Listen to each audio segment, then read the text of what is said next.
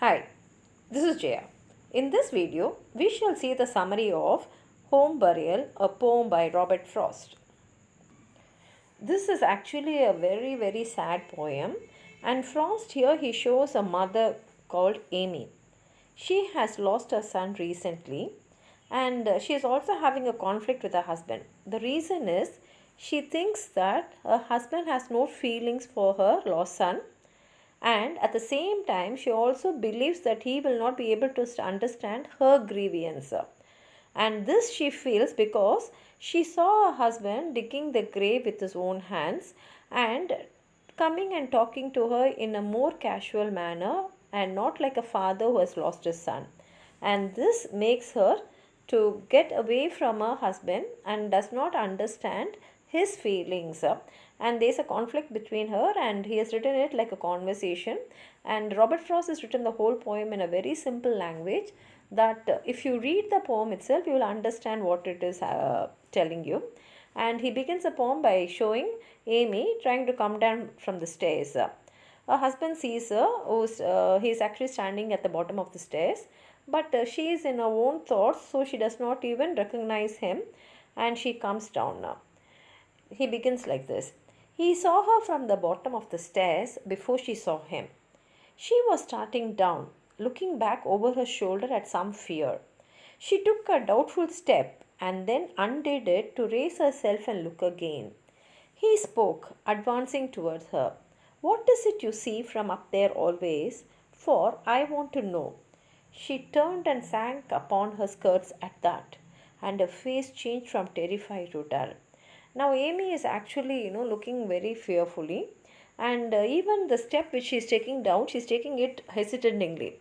But suddenly she goes back again to the previous staircase. Her husband, who's standing down the staircase, comes up near her, and what she is looking at. And Amy does not answer him, but just bends down and buries her face in her skirt. Her face, which is already terrified, now becomes dull. He said to gain time, What is it you see? Mounting until she covered under him. I will find out now. You must tell me, dear. She, in her place, refused him any help. With the least stiffening of her neck and silence, she let him look, sure that he wouldn't see, blind creature. And a while he didn't see, but at last he murmured, Oh, and again, Oh. What is it? What? She said. Just that I see. You don't, she challenged. Tell me what it is. Now the husband again asks her what she is looking at. Since she is not answering, he climbs up the stairs, and in fact he goes above her itself and asks her to tell him about the object which she is looking at, or else anyway he is going to find it out. But Amy remains silent, and she allows him itself to look and find for himself, and she is very sure that he will not be able to find out what she is looking at, because she thinks he is blind to her feelings and troubles, so she is very sure that he cannot find anything. Actually, for a moment the husband cannot see anything, but then he murmurs oh to indicate that he has finally found out what she was looking at. So Amy asks him what is it, and the husband says that now he can see it. But Amy says that he cannot find out what she is looking at and challenges him to tell her if he knows what he has found. The wonder is, I didn't see it at once. I never noticed it from here before. I must be wanted to it, that's the reason. The little graveyard where my poor people are. Where my people are. So small the window frames the whole of it. Not so much larger than a bedroom, is it? There are 3 stones of slate and 1 of marble. Broad shouldered little slabs there in the sunlight. On the side hill, we haven't to mind those. But I understand it is not the stones, but the child's mound. Don't, she cried. Now the husband says to Amy that he is really surprised that he did not guess it earlier itself and found out what she was looking at. And he says that he was so very used to looking at the objects and other things, he never noticed this in particular. What it is, it's a small graveyard or the burial plot where his people were buried. And he says that the burial graveyard is so small that the whole burial guard could have been seen through the window because it is not larger than a bedroom. And there are only three stones of slate and one made of marble. And they're all, he says, broad shouldered little slabs which are in the sunlight on the side hill. However, he says that there is no need to pay attention to these. And he knows that she is not looking at the other gravestones, but she is looking at the child's mound or the heap of stones and earth meant to be the grave of the child that she is looking at. Hearing this, Amy cries to him not to talk about or mention the child's grave. She withdrew, shrinking from beneath his arm that rested on the banister, and slid downstairs and looked on him with such a daunting look. He said twice over before he knew himself, "Can't a man speak of his own child he is lost?" "Not you." "Oh, where's my hat?" "Oh, I don't need it. I must get out of here. I must get air. I don't know rightly whether any man can." Now Amy slips from beneath the arms of her husband that is resting on the rails, and she goes down the stairs. She turns to him and she looks at him fearfully. And he asks her twice whether a man has no right to speak about his own dead child. And Amy says that at least he does not have that right. Then she asks about her hat and tells her husband that she must definitely go out of the place to get some air in the open. She also remarks that she does not definitely know whether any insensitive man has the right to talk about this matter. "Amy, don't go to someone else this time. Listen to me. I won't come down the stairs." He sat and fixed his chin between his fists. "There's something I should like to ask you, dear. You don't know how to ask it. Help me then." Her fingers moved the latch for all reply. Now her husband asks Amy not to go to anyone else but just to listen to him. Saying that he will not come down the stairs, he sits there putting his chin between his fists. He tells her that he wants to ask her something, but Amy says that he does not know how to ask it. The husband then says, "Help him to do it." Instead of responding to his request, Amy moves to the door and moves the latch as if to go out. "My words are nearly always an offense. I don't know how to speak of anything so as to please you, but I might be taught, I should suppose. I can't say I see how. A man must partly give up being a man with women folk. We could have some arrangement by which I would bind myself to keep hands off anything special you are a mind to name. Though I don't like such things, twist those that love. Two that don't love cannot live together without them, but two that do cannot live together with them." So now the husband says he understands that his words seem to offend her, and he also does not know how to speak in a way or use the words in such a way to please her. But he says that he can learn how to do so, and he cannot say that he understands all the things just now. Sometimes, he says, a man must stop to behave like a man with the women in a hardly manly manner and be sensitive enough to appreciate her feelings. He further suggests that they should have an arrangement under which the husband should not try to know anything that the wife does not want him to know about her. Those who love each other will not have any secrets between them.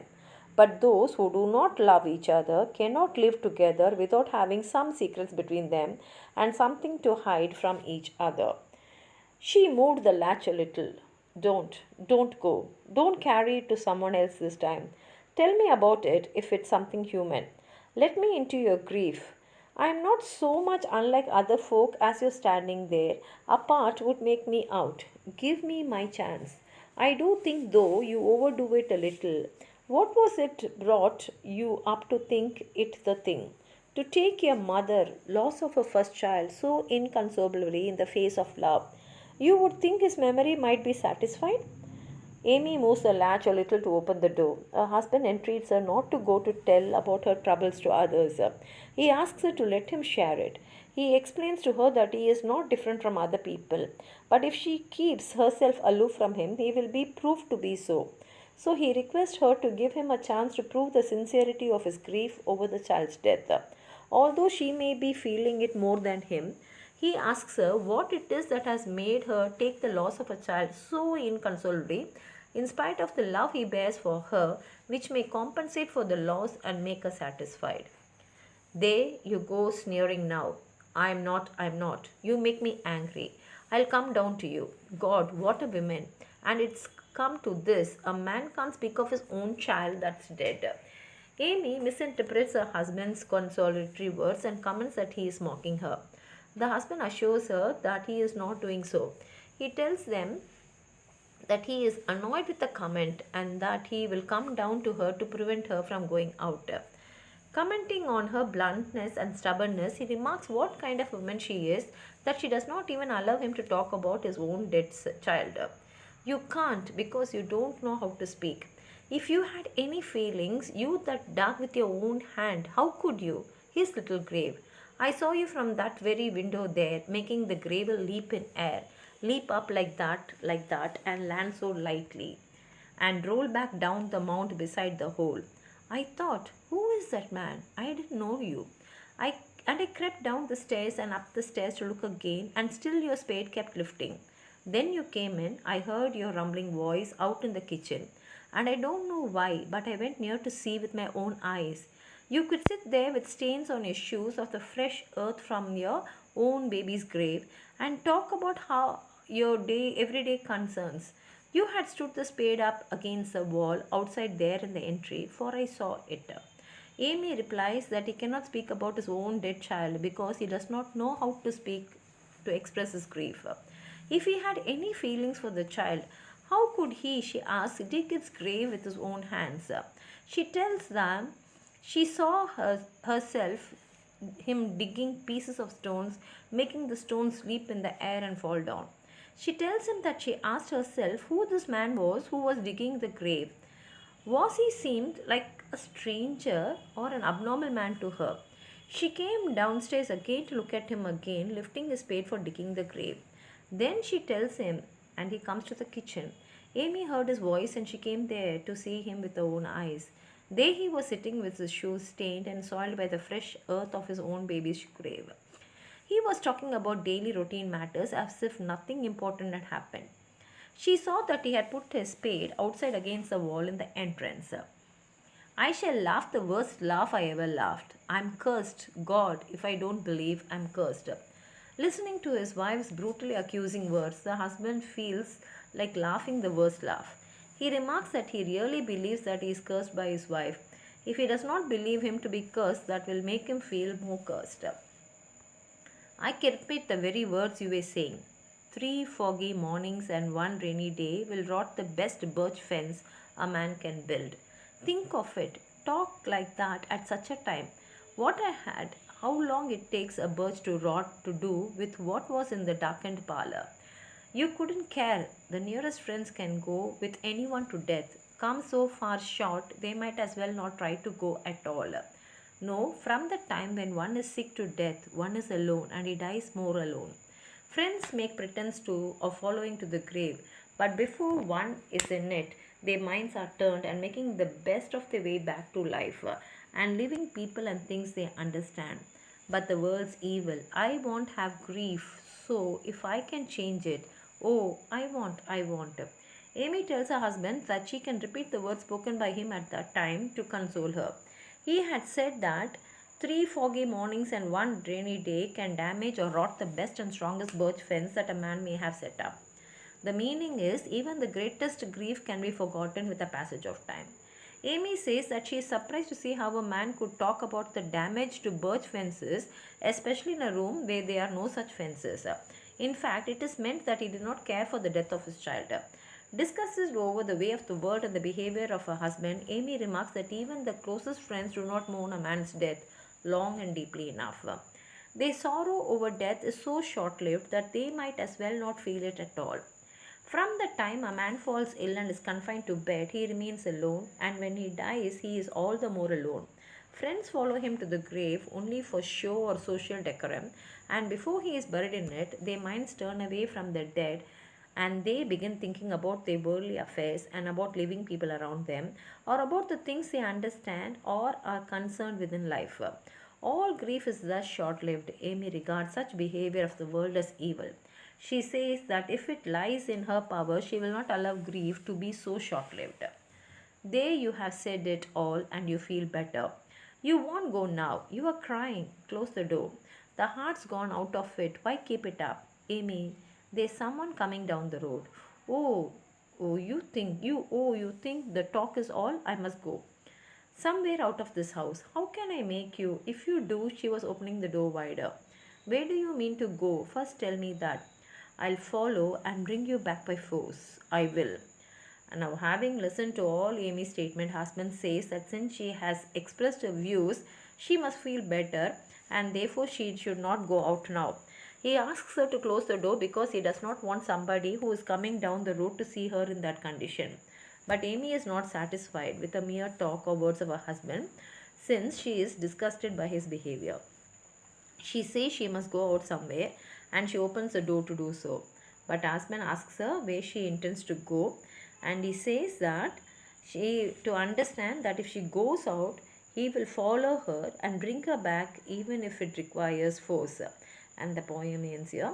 It shows the husband's love for her husband, and though the wife understands her husband loves her, the grief of her lost child is more, and somehow she feels that her husband will not be able to understand her grief, and at the same time she feels that he has no grief for the lost son, and that is what makes her angry over her husband. It's a beautiful poem. If you have anything more to add on to what I've said, please write it in the comment box. Like the video, share it with your friends, and if you have not subscribed my channel, please subscribe. Thank you.